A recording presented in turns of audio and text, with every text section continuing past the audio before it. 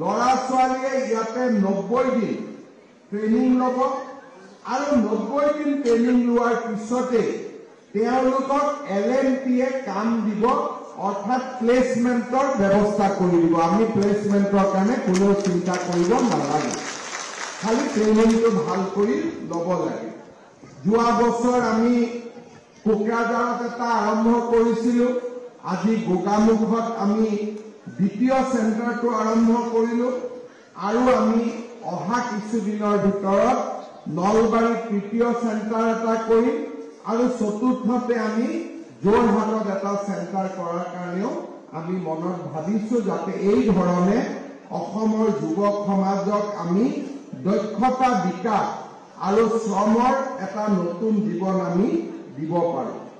অসমত আমাৰ skill university এখনো হৈ আছে, তাত আৰু বহুত স্কিল ট্ৰেইনিঙৰ ব্যৱস্থা হ'ব। পলিটেকনিক বিলাকত টাটা টেকনলজিৰ লগত মিলি আমি নতুন প্ৰযুক্তিবিলাক শিকোৱাৰ বাবেও আমি ব্যৱস্থা গ্ৰহণ কৰিছো। কেইদিনমানৰ ভিতৰতে আমি দেখা পাম আমাৰ পলিটেকনিক বিলাক কি সুন্দৰ কৰি আমি নতুন যিবিলাক বিষয় আছে আৰ্টিফিচিয়েল ইন্টেলিজেন্স আদি তাৰ ওপৰত আমি ট্ৰেইনিং দিব পাৰিম, যাক আজি বহুত চাকৰি বাকৰি আছে, আমি সেই চাকৰিবোৰ ল'ব পাৰিম। অসম চৰকাৰে 1 লাখ চাকৰি দিম বুলি কৈছিলে, আমি 1 লাখ দিলো। অহা বছৰ মানে এই বছৰটোত আমি আৰু 35,000 চাকৰি দিম, কিন্তু অসমত 16 লাখ নিবনুৱা আছে।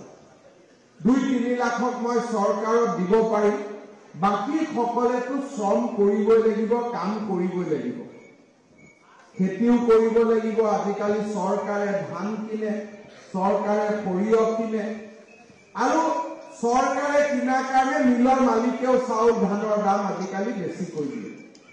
গতিকে লাহে লাহে আৰ্থিকভাৱে আমি আগবাঢ়ি যাব পাৰিছো আৰু এই দক্ষতা বিকাশ কেন্দ্ৰবিলাকেও আমাৰ ল'ৰা ছোৱালীক শিক্ষিত আৰু কৰ্মদক্ষ কৰি তুলিব।